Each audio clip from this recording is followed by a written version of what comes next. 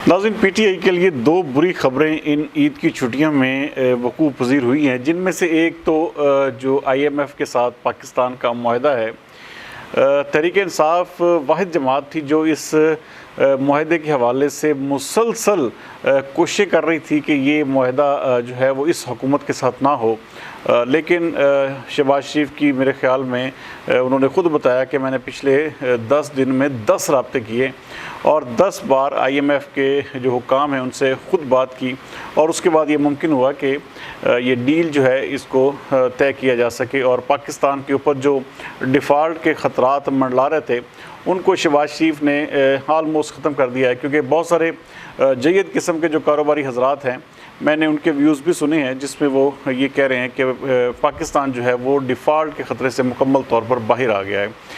एक इसका नुकसान ज़रूर होगा कि इसमें मुल्क में जो महंगाई है उसकी शरह में बहुत ज़्यादा इजाफ़ा होगा। ख़ास तौर पर जो एनर्जी सेक्टर है, ये पाकिस्तान के लिए जिसे कहते हैं कि आने वाले दिन जो हैं ये इंतहाई अवाम के लिए इंतहाई तबाहकुन होने जा रहे हैं और खुदारा हुकूमत को इस हवाले से कुछ सोचने की ज़रूरत है। क्योंकि पाकिस्तान तहरीक-ए-इंसाफ को तो आपने एक किस्म की मात दे दी। आप जो ईद की छुट्टियां हैं इसमें मुसलसल मैं नोट कर रहा था, सोशल मीडिया जो है वो भरा पड़ा था और बदकिस्मती ये ठहरी नाज़रीन के पाकिस्तान तहरीक-ए-इंसाफ के तमाम ही दोस्त जो थे इस डील पर, इस मुआहदे पर मुसलसल क्रिटिसिज्म कर रहे हैं और न जाने क्यों उनको शायद मुझे नहीं समझ आती इस चीज़ की कि पाकिस्तान तहरीक-ए-इंसाफ को इस चीज़ से क्या तकलीफ़ हो सकती है। हालांकि वो ख़ुद कहते थे कि हम कभी भी आईएमएफ से कोई मुआहदा नहीं करेंगे और मर जाएंगे लेकिन कोई कर्ज़ नहीं लेंगे। लेकिन उन्होंने मरने की बजाय सबसे ज़्यादा, बल्कि पाकिस्तानी तारीख़ में सबसे ज़्यादा अगर किसी हुकूमत ने कर्ज़ा लिया तो वो इमरान खान की हुकूमत थी। तो आज उन्हें वो मुआहदा या वो जो डील है वो इंतहाई बुरी लग रही है। नाज़रीन, दूसरी सबसे बड़ी जो परेशान कुन ख़बर है पाकिस्तान तहरीक-ए-इंसाफ के लिए, वो मैं अज्यूम कर रहा हूँ, मैं चाहूँगा कि ऐसा बिल्कुल भी ना हो। क्योंकि पाकिस्तान तहरीक-ए-इंसाफ एक ऐसी जमात है जिसको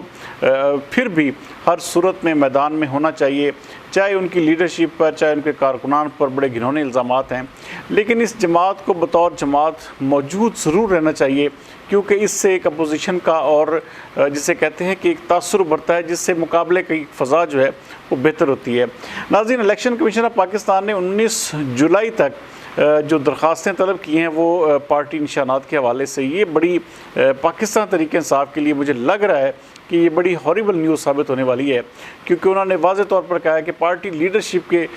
दस्तखत से दरख्वास्तें जो हैं वो हर सूरत में 19 जुलाई से कबल पहुंच जानी चाहिए। क्योंकि इलेक्शन 2023 के हवाले से जो निशानात अलर्ट किए जाएंगे वो इन्हीं दरख्वास्तों की बुनियाद पर किए जाएंगे। इससे पहले जितनी भी दरख्वास्तें दी हुई हैं, जितने भी निशानात दिए गए हैं, वो तमाम के तमाम जो हैं उनको मनसूख कर दिया गया है। और अगर नाज़रीन इन अगले आने वाले ये जो 19 जुलाई से पहले मुझे लग रहा है कि पाकिस्तान तहरीक-ए-इंसाफ के चेयरमैन इमरान खान को ना सिर्फ गिरफ़्तार कर लिया जाएगा बल्कि उनकी नाअहली भी जो है वो नविश्ता दीवार है। और उसके साथ साथ जो पार्टी सिंबल है ये भी पाकिस्तान तहरीक-ए-इंसाफ से छिन जाने का या खुस जाने का ख़तरा है। और मैं अभी इसको अज्यूम का लफ्ज़ इसलिए मैंने इस्तेमाल किया है और मैं ये चाहता भी हूँ कि ऐसा ना हो कि मुझे लग रहा है कि पाकिस्तान तहरीक-ए-इंसाफ जो है ये बल्ले का निशान जो है ये खो देगी। और बल्ले के निशान के ख़त्म होने के बाद, क्योंकि हमारे पाकिस्तान में नाज़रीन ये भी है कि बहुत सारा वोटर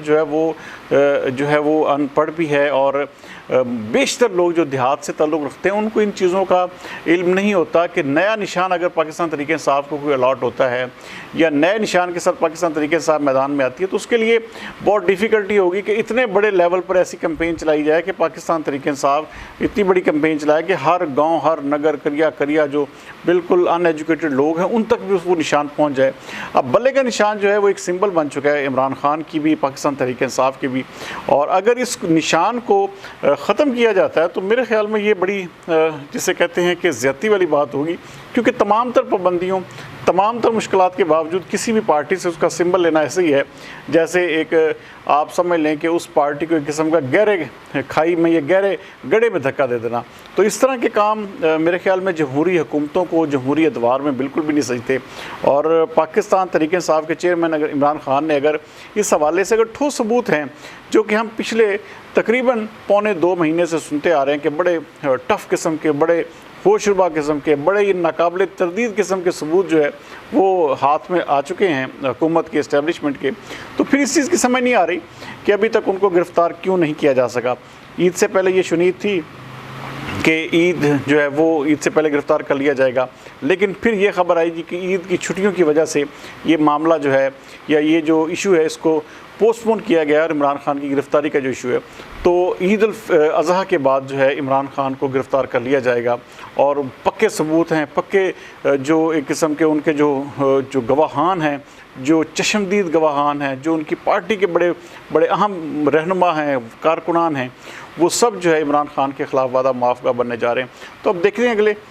10-15 दिन के अंदर क्या होता है, या 19 जुलाई से कबल ये कौन सा ऐसा सांप निकालते हैं जिससे पार्टी भी बैन हो जाए, निशान भी ख़त्म हो जाए। तो बहुत सारी चीज़ें हैं जो आने वाले दिनों में होने जा रही हैं। लेकिन एक बात तय हो चुकी है नाज़रीन कि इलेक्शन हर सूरत में 2023 के जो अक्टूबर में या ज़्यादा से ज़्यादा नवंबर में होने जा रहे हैं, क्योंकि इसके हवाले से तमाम तर जो पार्टीज़ हैं, PDM की जमातें हैं, वो अपना जहन भी बना चुकी हैं और ये फ़ाइनल फ़ैसला भी कर चुकी हैं। क्योंकि मियां नवाज़ शरीफ की जो वापसी है वो 4 या 5 अगस्त को प्लान की जा रही है, ताकि 8 या 9 अगस्त या 10 अगस्त को अगर हुकूमत ये कौमी असम्बली तहलील होती है तो उससे पहले इसी वफाकी हुकूमत के दौर में मियां नवाज़ शरीफ का एक फ़कीदुल मिसाल इस्तकबाल हो जाए और मियां नवाज़ शरीफ को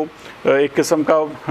बड़ा मैसिव किस्म का इस्तकबाल से ये तमाम सियासी ताकतों को और बैरूनी ममालिक को ये एहसास दिलाया जा सके कि मियां नवाज़ शरीफ जो हैं वो बिला शिरकते गहरे जो हैं वो इस मुल्क में दोबारा चौथी बार जो है, एक बार फिर जो है चौथी बार वज़ीर-ए-आज़म बनने के लिए आ रहे हैं। तो बहुत सारी चीज़ें जो हैं ये ईद के अगले हफ्ते में डेवलप होने जा रही हैं और गिरफ़्तारियों के हवाले से, सख्तियों के हवाले से बड़ा ही कठिन और जिसे कहते हैं कि सब्र आज़मा मरहला आ पहुँचा है, जो कि जिसकी बड़े अरसे से बातें की जा रही थी कि इमरान खान भी गिरफ़्तार होंगे और भी इनकी लीडरशिप गिरफ़्तार होगी और भी बड़े बड़े लोग जो हैं, बड़े बड़े रहनुमा जो हैं वो सलाखों के पीछे होंगे और पाकिस्तान तहरीक इंसाफ का बहुत सारा जो टिकट होल्डर है या बहुत सारा अहम तरीन जो एक की पोस्टों पे लोग हैं वो भी पार्टी छोड़ेंगे। तो वो वक्त अब आन पहुंचा है। अब देखते हैं कि अगला जो आने वाला परसों से जो सोमवार आ रहा है, वो जो हफ़्ता शुरू हो रहा है, उस हफ़्ते में क्या क्या गुल खिलते हैं, क्या क्या ऐसी नई चीज़ें होती हैं जिससे बहुत सारा जो जिसे कहते हैं कि सियासी मंजरनामा तब्दील हो, या ये जो जिस तरह की मैं बात कर रहा था, ये मेरी ये सिर्फ़ और सिर्फ अभी तक मेरा एक तजिया कह लें या मेरी एक जिसे कहते हैं पेशीन गोई कह लें कि मुझे लग रहा है कि पाकिस्तान तहरीक इंसाफ का सिंबल जो है वो उसको ख़त्म करने के लिए ये कोई ऐसा तरीक़ाकार अब ज़रूर कोई ना कोई अडॉप्ट किया जाएगा या लाया जाएगा या कुछ ऐसा होने जा रहा है। तो बहरहाल देखते हैं, इस हवाले से आप भी देखें और मैं भी देख रहा हूँ कि आया ये हुकूमत या इस्टेब्लिशमेंट इस हवाले से क्या करती है। लेकिन किसी भी सियासी जमात को, हाँ, अगर उसके ख़िलाफ़ नाकाबिले तरदीद सबूत मौजूद हैं तो 1 सेकंड की भी देरी के बगैर उसके ख़िलाफ़ कार्रवाई होनी चाहिए और उनके ख़िलाफ़ ज़बरदस्त किस्म का क्रैकडाउन होना चाहिए। लेकिन अगर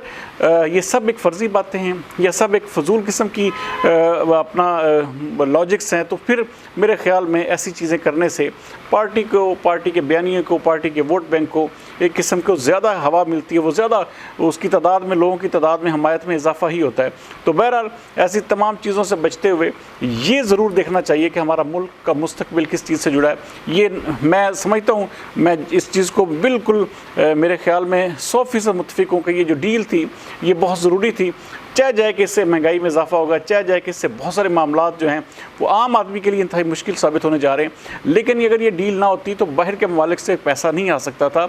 ये जो हमारा एक किस्म का डॉलर का रेट बढ़ता जा रहा है, जो ये आए रोज़ एक जिसे कहते हैं कि चीज़ें महंगी से महंगी तर होती जा रही हैं, तो इनको कम अज़ कम एक स्टेबिलिटी ज़रूर मिलेगी, एक चीज़ें रुक जाएंगी किसी न किसी जगह पर। तो